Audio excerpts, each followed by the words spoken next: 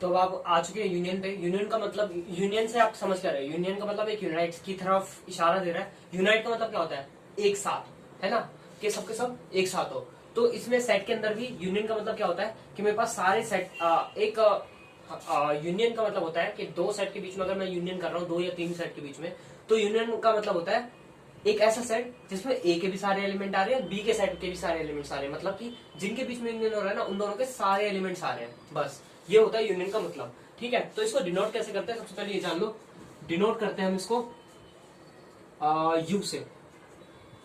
ठीक है, यू से डिनोट करते हैं यूनियन को। और ये भी सिंपल, जैसे इंटीग्रेशन को बताया था, वैसे ये भी दो या दो से ज्यादा सेट के बीच में यूनियन कर सकते हैं। ऐसा नहीं कि मैं यूनियन कर रहा हूं बस बात खत्म, ऐसा कुछ नहीं होता कि हम किसी के साथ यूनियन कर रहे होते हैं। ऐसा नहीं, वो अकेला काम नहीं करता, वो किसी के साथ काम कर रहा होता है। और हाँ, यूनियन को हम इंग्लिश लैंग्वेज में और से डिनोट करते हैं।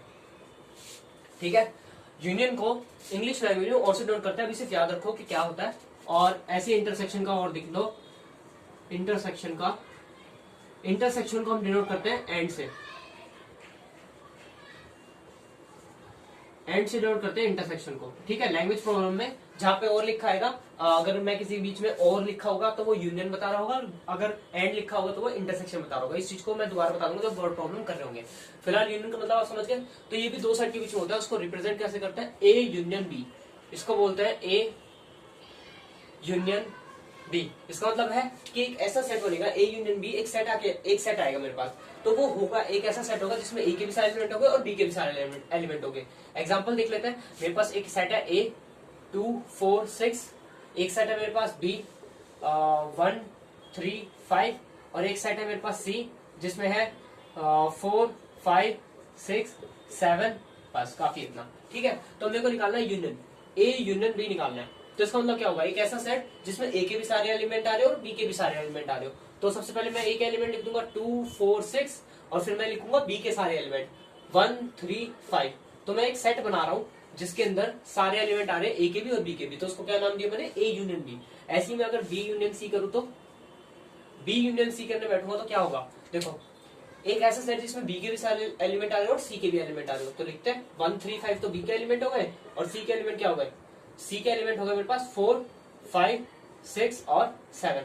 पर एक चीज जानने की है कि हम सेट में कोई एलिमेंट को रिपीट नहीं करते। तो यहाँ पे 5 दो बार रिपीट हो रहा है, तो 5 को हम हटा देंगे। तो ये बन गया वो सेट जिसमें हम यूनियन की बात कर रहे हैं। ऐसी मैं 3 सेट के बीच में भी यूनियन कर सकता हूँ, A union B union C, 3 या 3 से ज्यादा। तो मेरे को क्या करना है? सिंपल, मुझे सिंपल करना है कि एक ऐसा सेट जिसमें ए के भी सारे एलिमेंट, बी के भी सारे एलिमेंट और सी के भी सारे एलिमेंट आ रहे हो, तो वो सेट क्रिएट करना है मेरे को। तो कैसे होगा? ए के सारे एलिमेंट लिख दूंगा मैं, क्या होगा? 2 4 6 हो गया, और बी के सारे एलिमेंट क्या हो गया? 1 3 5 हो गया, और सी के सारे एलिमेंट क्या हो गया? 4 5 6 और 7 हो गया। अब देखो कौन सा एलिमेंट रिपीट कर रहा है।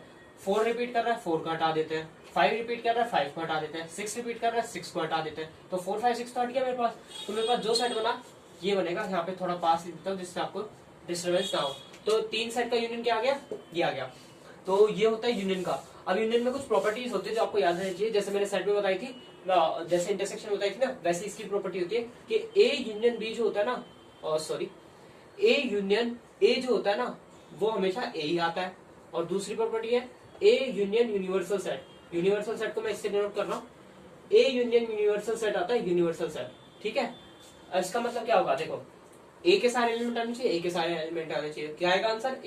ए के सारे एलिमेंट आने चाहिए और यूनिवर्सल सेट के तो सारे एलिमेंट आने चाहिए। पर ए सेट किसके अंदर है? यू के अंदर है, तो डेफिनेटली यू आंसर आ जाएगा। ऐसे ही अगर मैं किसी सेट का यूनियन करूं उसके एम्प्टी सेट के साथ, तो वापस से मेरे पास वही सेट आ जाता है। और अब if A is a subset of B, then अगर ए सबसेट है बी का, तो ए यूनियन बी जो होगा ना, वो मेरे पास आएगा बी। इंटरसेक्शन में क्या आता है? ए आता है, क्योंकि ए बी के अंदर ए आता है। पर अगर मैं यूनियन करूं तो वापस से ये आएगा। अब रिप्रेजेंटेशन देख लेते हैं जिससे आपको सारा कुछ क्लियर हो जाएगा। सबसे पहले हम सीखते हैं कि वेन डायग्राम बनाते कैसे हैं। जैसे मैंने इंटरसेक्शन का बताया था, वैसे ही वेन डायग्राम इसका बताऊंगा। ठीक है, और 3 सेट का बनाने की कोई जरूरत नहीं है आपको। 2 का आगे तो 3 का तो आप खुद ही बना दोगे। तो मेरे को 2 सेट का क्या बनाना है? यूनियन निकालना है। ये होता है तरीका लिखने का। ठीक है, यहाँ पे मैं यू को ऐसे लिख रहा हूँ। अब देखो, जो नीचे लिखा होता है ना, ये चीज बता रही होती है कि मैं इस चीज, जो शेडेड रीजन होगा ना ऊपर, वो इसकी रिप्रेजेंटेशन है। ठीक है, ये चीज तो मैंने बता दी। अब यूनियन की बात करते हैं। ए यूनियन बी का मतलब क्या होता है? वो सारे एलिमेंट्स जो ए में भी आ रहे हो और बी में भी आ रहे हो। ए के सारे एलिमेंट्स यहाँ ये पूरी डिस्क है और बी के सारे एलिमेंट ये वाली पूरी डिस्क है। तो कैसे होगी? ए के मेरे को पहले सारे एलिमेंट्स लेने हैं, मैंने उठा लिए शेड, हॉरिजॉन्टल लाइन से शेड कर दी। फिर मेरे को बी के भी सारे एलिमेंट चाहिए, तो मैंने क्या किया, और आगे बढ़ा दी इन हॉरिजॉन्टल लाइंस को, तो मेरे पास आ गया बी। ठीक है, तो ए यूनियन बी का मतलब क्या हुआ कि ये पूरा जो शेडेड रीजन है ना, ये ए यूनियन बी होगा। ऐसे ए यूनियन सी की बात करूंगा तो वो सारा शेडेड रीजन। इंटरसेक्शन में क्या होता है, वो छोटी सी यूं करके कर्व आर ये पाथ आ जाता है, सर्कल पाथ, तो वो आ जाता है। पर यहाँ पे क्या होता है, वो पूरा डिस्क आ जाती है, दोनों डिस्क को मिला के आ जाती है। ठीक है, ये बहुत कम आने वाला है फॉर्मूला, जब बताएंगे हम वर्ड प्रॉब्लम के लिए तब काम आएगा। ठीक है, फिलहाल ये पता लग गया कि यूनियन कैसे करते हैं और ये चीज क्या होती है। मैंने सबसेट वाली बताई थी, अब उसमें चलते हैं। ठीक है, मैंने सबसेट वाला एग्जाम्पल क्या बताया था, अगर ए सबसेट है बी का, और उसका डायग्राम कैसे बनता है, अगर ए सबसेट है बी का तो उसका डायग्राम कैसे बनेगा? सबसे पहली बात तो ये है, वेन डायग्राम बनाते कैसे हैं। ए बी का सबसेट है ना, तो ए जो होगा वो बी के अंदर आएगा। ठीक है, ये चीज समझ आ गई। अब उसने बोला है कि यूनियन करना है मेरे को, तो अब देखते हैं यूनियन की बात भी। मुझे देखना है कि बी सेट ही, मान लो बी सेट ये मैंने बनाया, तो बी सेट कितना होगा, ये जितनी भी हॉरिजॉन्टल लाइंस होंगी वो सारी बी सेट की होंगी। ठीक है, अब मुझे इसके अंदर एक ए सेट दिया है, उसने बोला है कि ए सेट इसके अंदर है। अब ए सेट के अगर मैं नाम, ए सेट की अगर मैं देखूं तो ए सेट में एलिमेंट कैसे होंगे, वो हॉरिजॉन्टल लाइन से मैं रिप्रेजेंट कर रहा हूँ। हॉरिजॉन्टल लाइन ए सेट को रिप्रेजेंट कर, सॉरी वर्टिकल लाइन ए सेट को रिप्रेजेंट कर रही है और हॉरिजॉन्टल लाइन बी सेट को रिप्रेजेंट कर दिया है। अब मेरे को यूनियन निकालना है, इन दोनों का यूनियन क्या होगा बेसिकली। अब मैं इंटरसेक्शन की बात नहीं कर रहा, यूनियन की। कॉमन एलिमेंट्स में देख रहा, मैं देख रहा हूँ कि वो एलिमेंट जो ए में भी आ रहे हैं और बी में भी आ रहे हैं, घूम फिर के अगर मैं ए को हटा ही दूं, ए अगर इसमें होगा भी नहीं तो कुछ बी में इफेक्ट पड़ रहा है नहीं ना, घूम फिर के बी आंसर आएगा। तो अगर मैं देखूं तो ए यूनियन बी जो होगा ना, ये होगा पूरा अंदर का शेडेड रीजन। ये जो हॉरिजॉन्टल लाइन है ना, ये सारी यूनियन होगी। ठीक है, इसका मतलब होगा A union B is equal to B. ठीक है, अब समझ गए इंटरसेक्शन में क्या आता है, सबसे छोटे वाला सेट, और यूनियन में क्या आता है, बाहर वाला सेट। क्यों? क्योंकि जो बाहर वाला है वही तो इंपॉर्टेंट है ना। हमें तो वो एलिमेंट्स देखने हैं जो सारे में आ रहे हो, दोनों में मिक्स आ रहे हो, तो दोनों में मिक्स तो बी सेट के आ रहे हैं। ऐसे अगर मैं यूनिवर्सल सेट और ए का यूनियन निकालूंगा तो ए सेट तो मेरे पास इतना सा है, ए सेट तो मेरे पास इतना सा है, और यूनिवर्सल सेट मेरे पास ये पूरा बड़ा है। ठीक है, अब मेरे को इन दोनों का यूनियन निकालना है।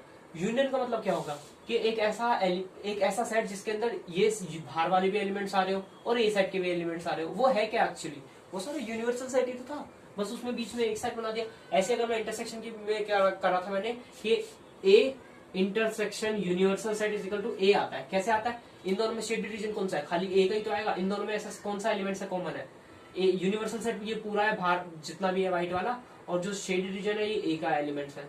अब इन दोनों में कॉमन कौन सा आ रहा है, ए ही तो आ रहा है, तो इसलिए A intersection universal set is equal to A आता है।